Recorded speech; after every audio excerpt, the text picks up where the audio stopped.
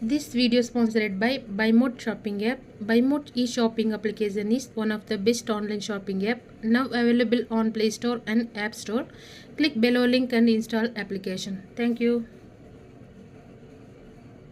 இன்னைக்கு நல்ல ஒரு டேஸ்டான ரொம்ப ஈஸியான நாட்டுக்கோழி குழம்பு எப்படி செய்யணும்னு பார்க்க போறோம். சூடான சாதத்துக்கு, இட்லி, தோசைக்கு ரொம்பவே நல்லா இருக்கும் நாட்டுக்கோழி குழம்பு. இப்போ ஒரு தவா வச்சுக்கலாம். தவா சூடானதும் ஒரு அரை ஸ்பூன் அளவுக்கு எண்ணெய் சேர்த்துக்கலாம். தேவையான அளவு ஸ்பைசஸ் சேர்த்துக்கலாம். கூடவே 4 முந்திரி சேர்த்துக்கலாம். 1 ஸ்பூன் மிளகு, 1 ஸ்பூன் சோம்பு சேர்த்துக்கலாம். அரை ஸ்பூன் ஜீரகம் சேர்த்துக்கலாம். அரை ஸ்பூன் அளவுக்கு மல்லி. இதெல்லாம் சேர்த்து நல்லா வறுத்து விட்டுருங்க.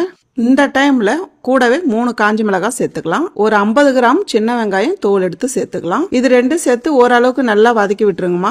பாருங்க, இந்த அளவுக்கு வதக்கிட்டு ஸ்டவ் ஆஃப் பண்ணிட்டு கொஞ்ச நேரம் ஆற வச்சு இதை அரைச்சு சேர்த்துக்கலாம். இப்போ குக்கர் வச்சுக்கலாமா. குக்கர் சூடானதும் ஒரு 3 ஸ்பூன் அளவுக்கு நல்லெண்ணெய் சேர்த்துக்கலாம். கூடவே 1/4 ஸ்பூன் அளவுக்கு சோம்பு சேர்த்துக்கலாம். ஒரு பிரியாணி இலை, 2 கிராம்பு, கூடவே 100 கிராம் சின்ன வெங்காயம் பொடியை நறுக்கிருக்கேன், இதையும் சேர்த்துக்கலாம். வெங்காயம் சேர்த்து ஓரளவுக்கு நல்லா வதக்கிடுங்க. கொஞ்சமா கருவேப்பிலை சேர்த்துக்கலாம். இதையும் சேர்த்து வதக்கி விட்டுறலாம்.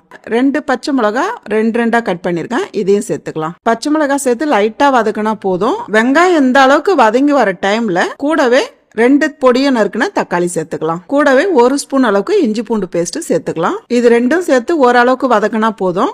பாருங்க, வெங்காயம் தக்காளி இந்த அளவுக்கு வதங்கி வரும்போது நான் ஒரு 3/4 கிலோ நாட்டுக்கோழி எடுத்திருக்கேன். கழுவி கிளீன் பண்ணி எடுத்து வச்சிருக்கேன். இப்ப இது கூடவே சேர்த்துக்கலாம். நாட்டுக்கோழி சேர்த்து ஒரு 3 நிமிஷம் நல்லா வதக்கி விடுங்கம்மா. பாருங்க, ஒரு 3 நிமிஷத்துக்கு நல்லா வதக்கி விட்டுருக்கோம். இப்ப இந்த டைம்ல அடுப்பு தீ குறைச்சி வச்சிருங்க. பாருங்க, 1 ஸ்பூன் அளவுக்கு மிளகாய் தூள் சேர்த்துக்கலாம். கூடவே 1 ஸ்பூன் அளவுக்கு மல்லித்தூள், அரை ஸ்பூன் அளவுக்கு கரம் மசாலா, கொஞ்சமா 4 சிட்டிக்கு அளவு மஞ்சத்தூள், இதெல்லாம் சேர்த்து நல்லா கலந்து விட்டுருங்க. காரம் உங்களுக்கு ஏத்த மாதிரி போட்டுக்குங்க. பாருங்க, இந்த அளவுக்கு நல்லா கலந்து விட்டுட்டு நம்ம அரைச்சி வச்சிருக்க மசாலால 2 ஸ்பூன் சேர்த்துக்கலாம். இந்த மசாலா சேர்த்து நாட்டுக்கோழி கூடவே நல்லா கலந்து விட்டுருங்க. பாருங்க, இந்த அளவுக்கு நல்லா கலந்து விட்டுட்டு இப்போ நம்ம தண்ணி சேர்த்துக்கலாம். நான் 2 கப்பு தண்ணி சேர்க்கிறேன். ஏன்னா நாட்டுக்கோழி நல்லா வெந்து வரணும். அதுக்காக 2 கப்பு தண்ணி சேர்த்துக்குங்க. கூடவே தேவையான அளவு உப்பு சேர்த்துடலாம். இதெல்லாம் சேர்த்து நல்லா கலந்து விட்டுருங்கம்மா.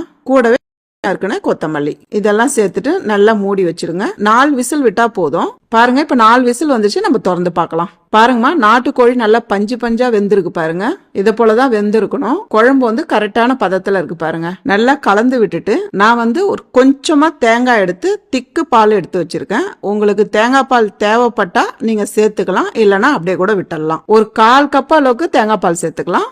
தேங்காய் பால் சேர்த்து நல்லா கலந்து விட்டுருங்கம்மா. கூடவே ஒரு 1/4 ஸ்பூன் அளவுக்கு பெப்பர் சேர்த்துக்கலாம். தேவையான அளவு கொத்தமல்லி, இதெல்லாம் சேர்த்துட்டு நல்லா கலந்து விட்டுருங்க. அவ்வளவுதான்மா, ரொம்ப ஈஸியான நல்ல சுவையான நாட்டுக்கோழி குழம்பு ரெடி. இப்போ ஒரு தவா வச்சுக்கலாம். தவா சூடானதும் ஒரு அரை ஸ்பூன் அளவுக்கு எண்ணெய் சேர்த்துக்கலாம். எண்ணெய் சூடானதும் தேவையான அளவு ஸ்பைசஸ் சேர்த்துக்கலாம். கூடவே 4 முந்திரி சேர்த்துக்கலாம். 1 ஸ்பூன் மிளகு, 1 ஸ்பூன் சோம்பு சேர்த்துக்கலாம். அரை ஸ்பூன் ஜீரகம் சேர்த்துக்கலாம். அரை ஸ்பூன் அளவுக்கு மல்லி, இதெல்லாம் சேர்த்து நல்லா வறுத்து விட்டுருங்க. இந்த டைம்ல கூடவே 3 காஞ்ச மிளகாய் சேர்த்துக்கலாம். ஒரு 50 கிராம் சின்ன வெங்காயம் தோல் எடுத்து சேர்த்துக்கலாம். இது ரெண்டும் சேர்த்து ஓரளவுக்கு நல்லா வதக்கி விட்டுருங்கம்மா. பாருங்க, இந்த அளவுக்கு வதக்கிட்டு ஸ்டவ் ஆஃப் பண்ணிட்டு கொஞ்ச நேரம் ஆற வச்சு இதை அரைச்சு சேர்த்துக்கலாம். இப்போ ஒரு பேன் வச்சுக்கலாம். 2 ஸ்பூன் அளவுக்கு எண்ணெய் சேர்த்துக்கலாம். எண்ணெய் சூடானதும் ஒரு 1/4 ஸ்பூன் அளவுக்கு சோம்பு சேர்த்துக்கலாம். ஒரு 8 முந்திரி சேர்த்துக்கலாம். ஒரு காஞ்சி மிளகாய் அப்படியே சேர்த்துருங்க. கொஞ்சமா ஸ்பைசஸ் சேர்த்துக்கலாம். இதெல்லாம் சேர்த்து லைட்டா வதக்கி விடுங்க.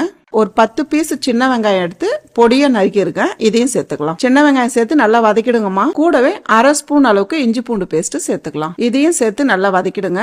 கொஞ்சமா கருவேப்பிலை சேர்த்துக்கலாம். இதெல்லாம் சேர்த்து நல்லா பெரட்டி விட்டுருங்க. இந்த அளவுக்கு வதங்கி வந்ததும் நான் அரை கிலோ நாட்டுக்கோழி எடுத்திருக்கேன். இது நல்லா கிளீன் பண்ணி சேர்த்துருங்க. நாட்டுக்கோழி சேர்த்து ஒரு 2 நிமிஷம் நல்லா வதக்கி விடுங்க.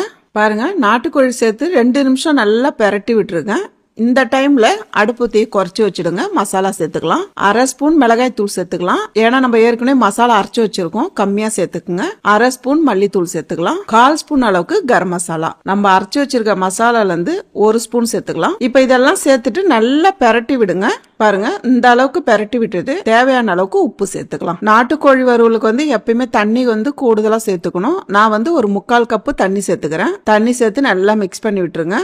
இந்த அளவுக்கு நல்லா கலந்து விட்டுட்டு ஒரு 15 நிமிஷம் மூடி வைக்கலாம். நடுவில் எடுத்து கிளறி விடுங்க. 15 நிமிஷம் ஆயிடுச்சு, பார்க்கலாமா. பாருங்க தண்ணி வந்து நல்லா ட்ரை ஆயிடுச்சு. எவ்வளவு ரோஸ்டா இருக்கு பாருங்க. நடுவுல எடுத்து கிளறி கிளறி விடணும். இந்த டைம்ல அரை லெமன் ஜூஸ் சேர்த்துக்கலாம். 1/4 ஸ்பூன் அளவுக்கு மிளகு தூள் சேர்த்துக்கலாம். கொஞ்சம் கருவேப்பிலை சேர்த்துக்கலாம். கூடவே இதெல்லாம் சேர்த்து நல்லா கலந்து விட்டுருங்க. கூடவே கொஞ்சமா கொத்தமல்லி. அவ்வளவுதாம்மா. ரொம்ப ஈஸியான நல்ல ஒரு டேஸ்டான நாட்டுக்கோழி வறுவல் ரெடி.